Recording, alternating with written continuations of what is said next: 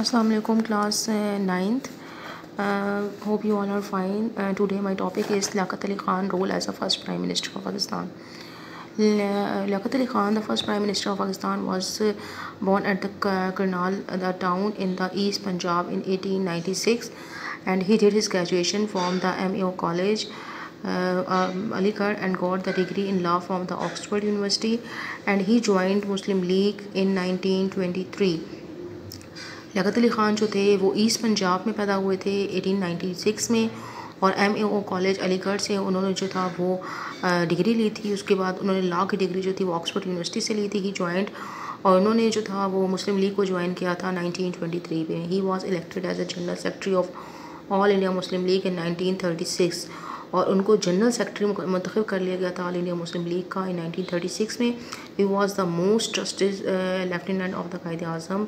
कायद आज़म के जो थे ये बहुत करीबी साथी थे, कायद आज़म को बहुत ट्रस्ट करते थे टिल हिज डेथ, अपनी वफ़ात तक। On August 15 1947 he became the first prime minister of Pakistan, और 15 अगस्त 1947 में ये पाकिस्तान के पहले प्राइम मिनिस्टर बने थे। ही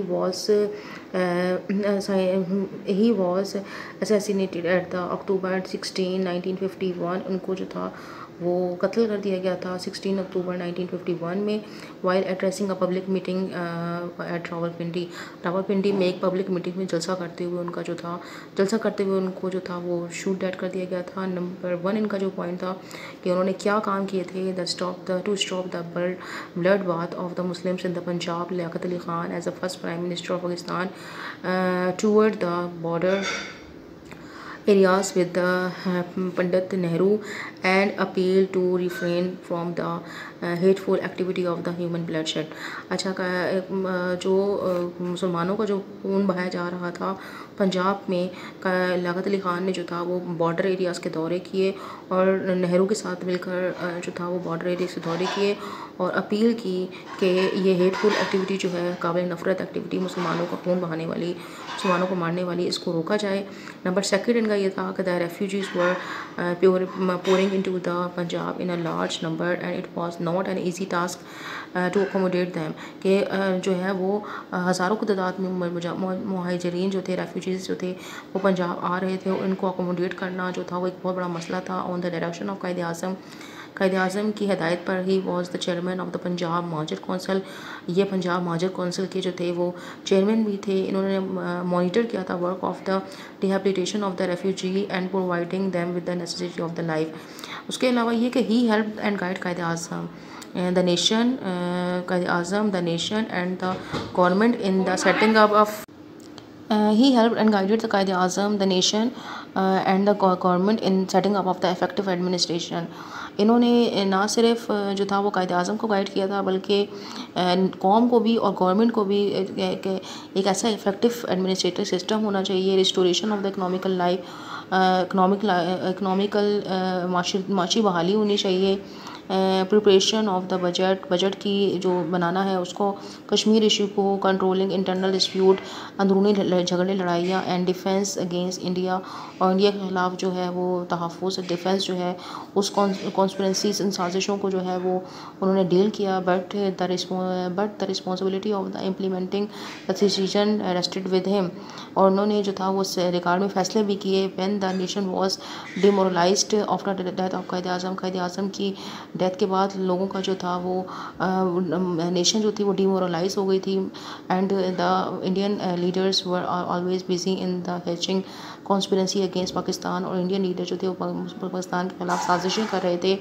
एंड इट वाज ही, और ये वही थे कि who represent and learn the nation. उन्होंने कौम को जो था वो गाइड किया। द नेशंस के fame the title of the Quaid Millat, और नेशन उनको कायद मिल्लत के नाम से जानती है। In the combination of this super leadership skills, उनकी लीडरशिप जो क्वालिटीज़ इस वजह से कौम उन्हें कायद मिल्लत कहती है। In the reign of the Liaquat Ali Khan, and an enormous struggle was launched for the economical growth. Liaquat Ali Khan के दौर में एक एनॉर्मस किस्म की, एक बड़ी किस्म की इकनॉमिकल ग्रोथ हुई थी। The people were persuade to use Pakistani products.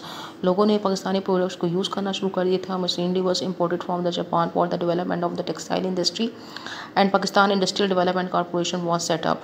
Industrial development corporation जो था वो सेटअप किया गया था। He got objective resolution pass from the assembly in 1949 and constitute a basic principle committee to draw the new constitution. Liaquat Ali Khan जो था उनके ज़माने में ही 1949 में पहला कॉन्स्टिट्यूशनल डॉक्यूमेंट ऑब्जेक्टिव रेजोल्यूशन जो था वो पास हुआ था।